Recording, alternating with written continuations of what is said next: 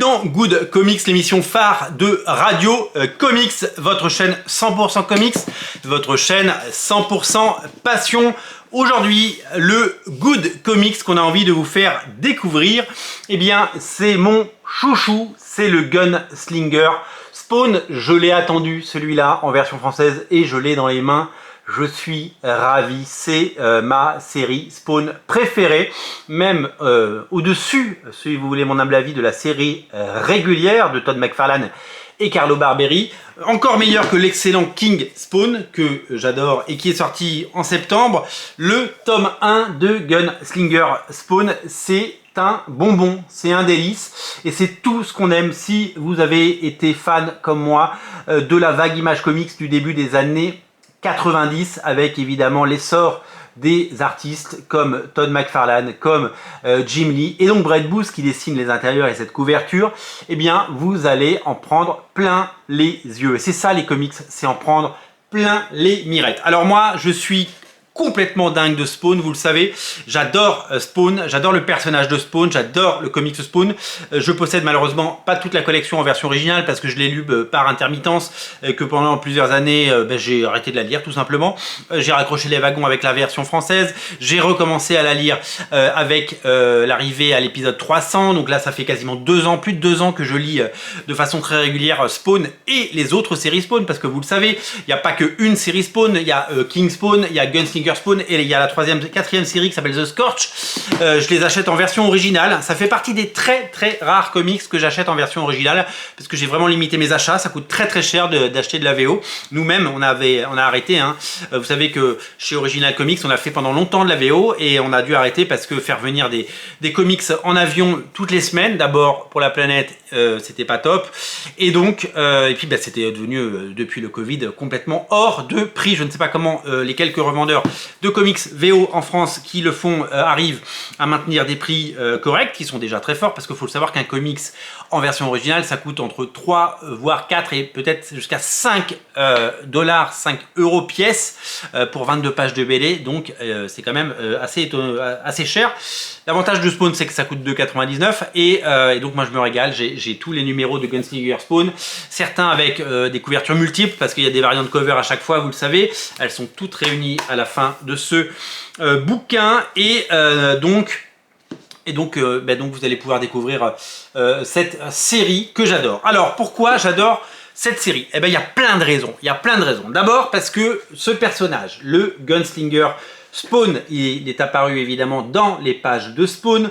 Il a pris de l'importance depuis l'avènement du Spawnverse, depuis le numéro 300 avec des couvertures mythiques et magnifiques de la série régulière. Je crois que c'était lui qui était en couverture de Spawn Renaissance tome 10 en version française.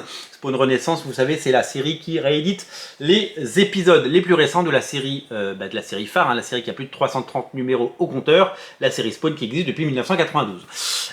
Je trouve que le personnage est cool. Il s'appelle Gunslinger Spawn, donc un peu le tireur finalement, et c'est vrai qu'en France on l'appelle le pistolero, et c'est le nom qui lui a été donné. Il est super cool, son design est génial, et je trouve qu'il a une fière allure. Et dans toutes les incarnations de Spawn qu'on a pu avoir depuis toujours, il y a She-Spawn, il y a Medieval Spawn, il y a plein de Spawn différents, et bien je trouve que celui-là a le design et en tout cas l'attitude la plus cool, et ça c'est quand même quelque chose qu'il faut noter. Ensuite, j'en ai parlé assez rapidement, le légendaire Brett Booth est au dessin. Brett Booth, c'est un dessinateur que j'ai toujours adoré. Alors, comme souvent on réduit des choses qui ne sont pas forcément vraies, pendant très longtemps, on a dit que c'était un clone de Jim Lee. Alors c'est vrai qu'il y a une véritable influence de Jim Lee et que Jim Lee a été son mentor.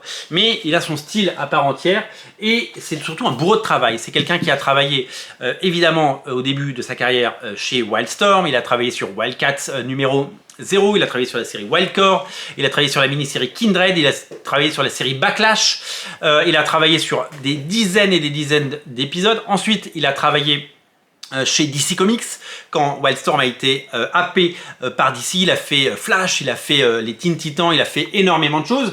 Il a fait plusieurs passages chez Marvel dans les années 90 où c'était pas fameux sur des X-Men Unlimited, et il a également fait des épisodes récemment sous l'ère Jonathan Hickman de X-Men, et ça c'était beaucoup mieux, et c'était des épisodes absolument fabuleux. C'est un dessinateur que j'adore et je suis tellement content de le voir arriver sur cette série, et je pensais naïvement qu'il allait faire seulement quelques épisodes, et non, c'est le dessinateur régulier, c'est lui qui dessine tous les épisodes, il sort ses 22 pages par mois, ce qui est devenu de plus en plus rare, vous le savez, de nos jours.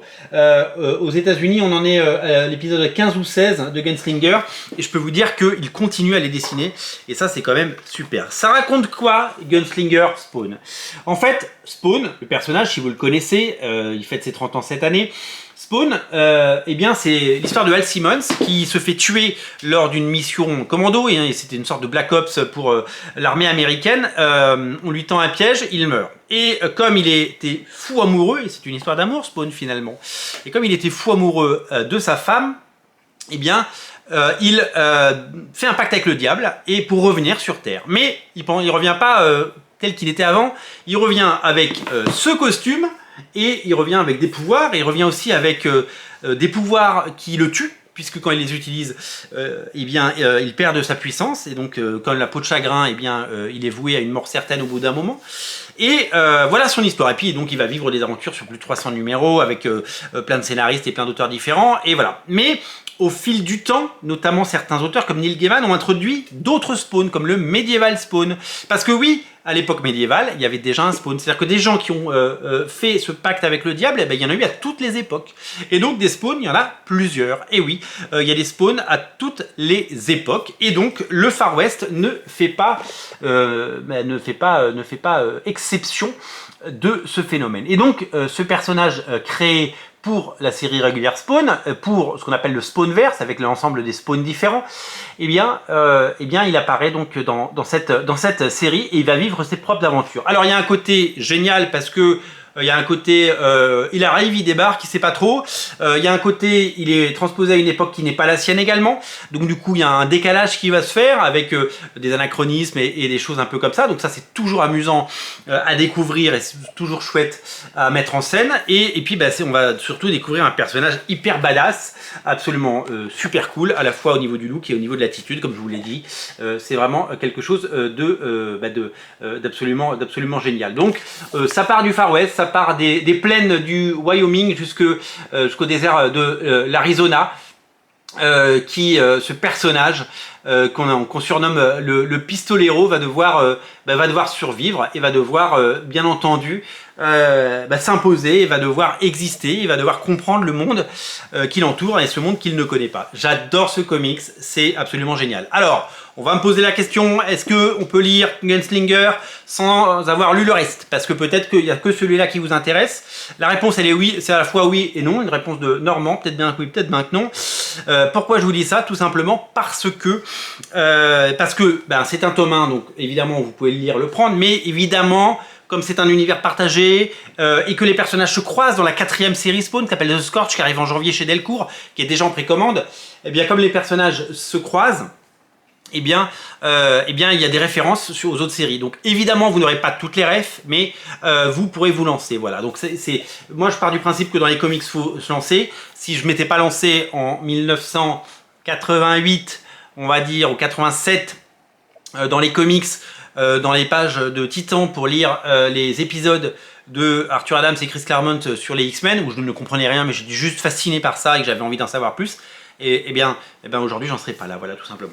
Je tiens à vous signaler que dans la version française, il y a des connecting covers et que les couvertures se suivent. Et ça, c'est quand même super cool parce que Brett Booth a fait un travail absolument magnifique. C'est lui qui dessine les couvertures.